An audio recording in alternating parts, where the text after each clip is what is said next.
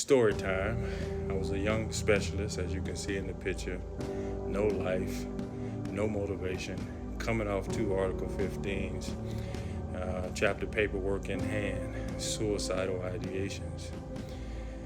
And the guy that was speaking to me had a picture of Martin and Malcolm in his house. I mean, in all intents and purposes, you know how young people are. I thought he was a sellout, and I get to his house and he got a picture of Martin and Malcolm.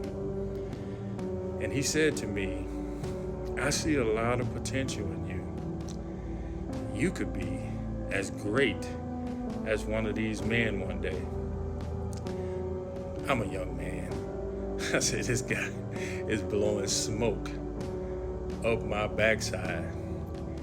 But I couldn't get it out of my head. Why did he say that? I'm such a failure. I'm such a screw up. And as we used to say in field artillery, I'm so ate up. But I couldn't get it out of my mind. I went to the PX a couple of days later and I saw a picture of Martin and Malcolm. I was in closet slot and I'll never forget it. And I brought that picture home. I put it on my wall. And I started watching tapes of Martin and Malcolm. And I said to myself, I'm gonna be like them one day. Oh, listen to me carefully. I said, I'm going to be like them one day. I'm gonna be as educated. I'm gonna be as well spoken. I'm gonna be a fearless warrior like them one day.